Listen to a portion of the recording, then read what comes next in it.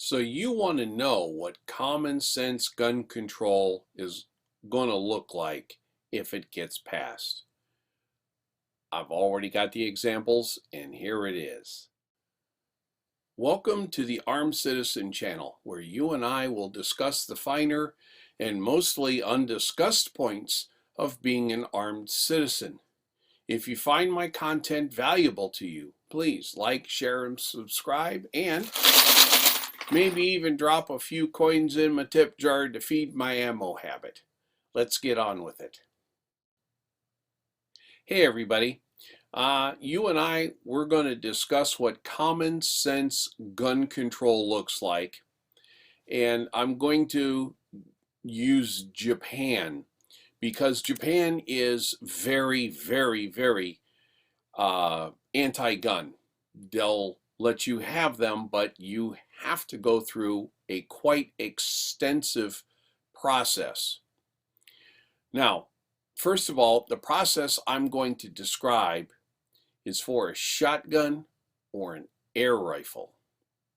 If you want to actually own a rifle, you have to have had this license to own a shotgun or an air rifle for 10 years. There is no way for any civilian to own a handgun. If you want to be part of like a handgun shooting team, competitive pistol team, you actually have to join the police or the military. They're the only people who are allowed to possess firearms. I don't know if they get to own them personally as long as they're a member of the military or the police. I just know that you need to be in order to possess them. Now, for every step, there's going to be a rather expensive, shall we say, fee, and you have to take a day off of work.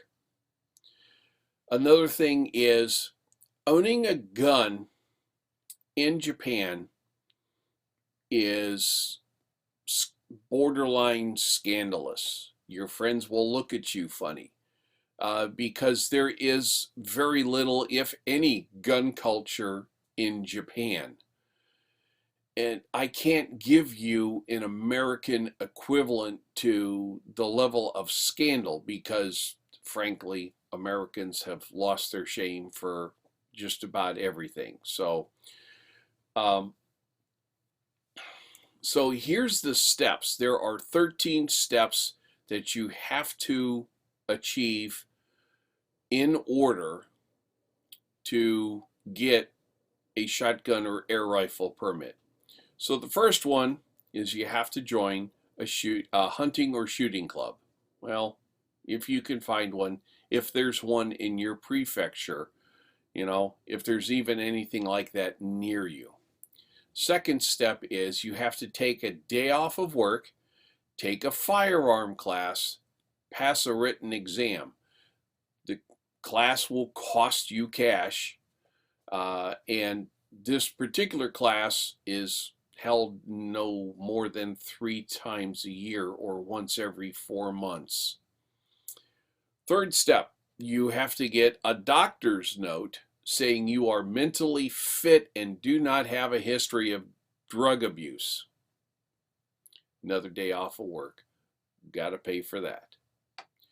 Number 4 is you apply for a permit to take shooting training. You got to take a day off, apply for it, pay the fees. That can take place anywhere up to a month afterwards, which is another day off. Fifth step, describe in a police interview why you need a gun.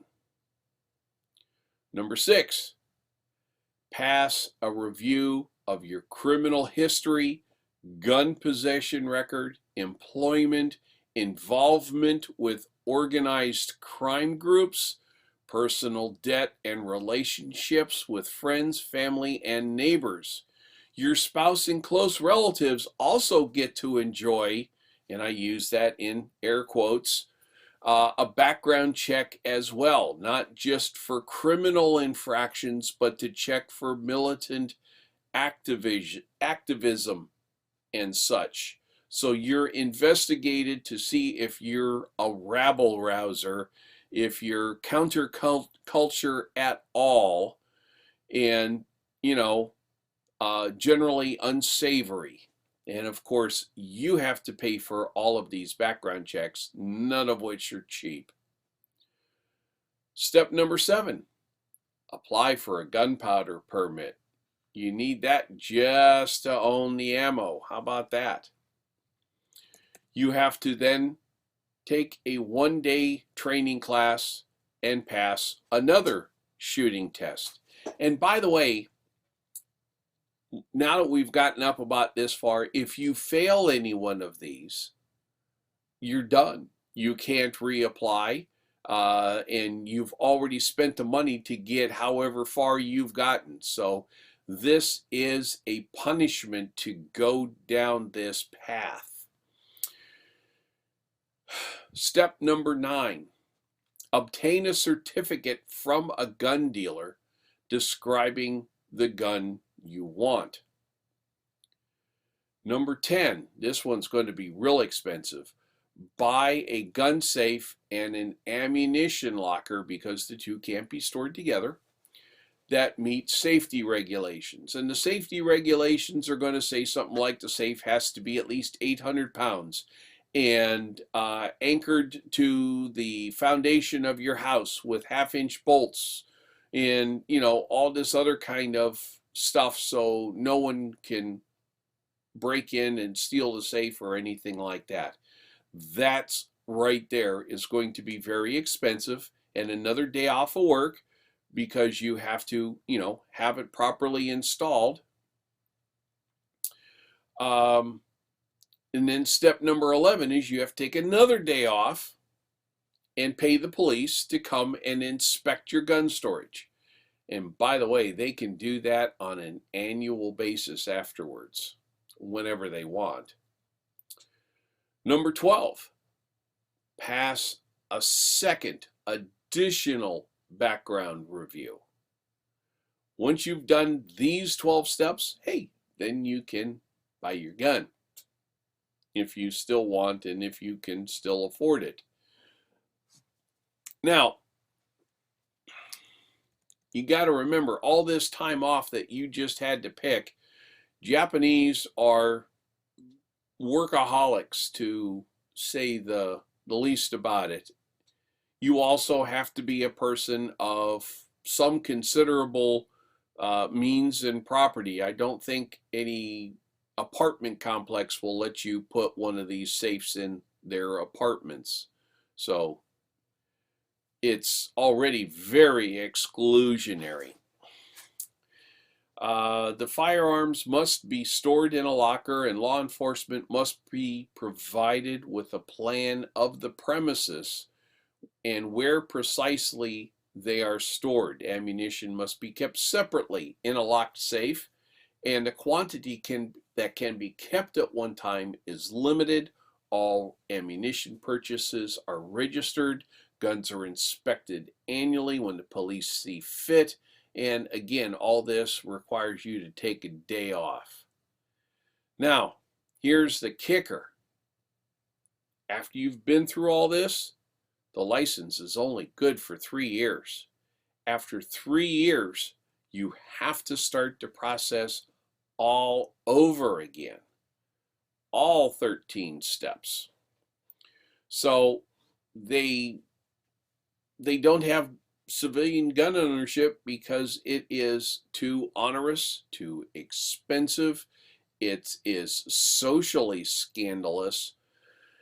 And, you know, you have to be really determined to be a firearm owner in Japan.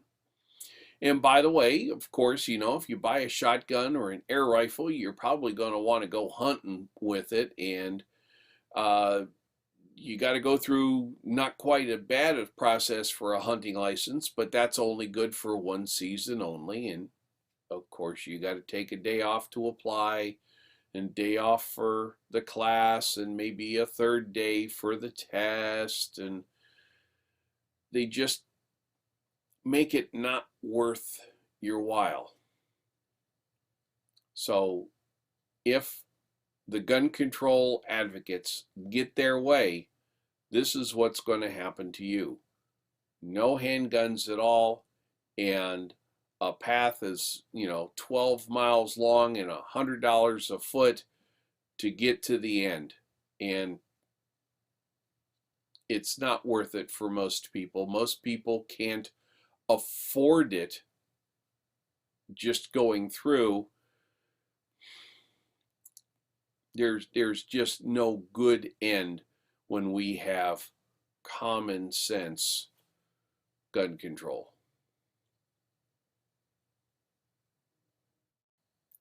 Thank you for watching the entire video. If what I discussed here was valuable to you, I ask that you like, share, and subscribe, and maybe drop a few coins in my tip jar to keep me in ammo. Thank you.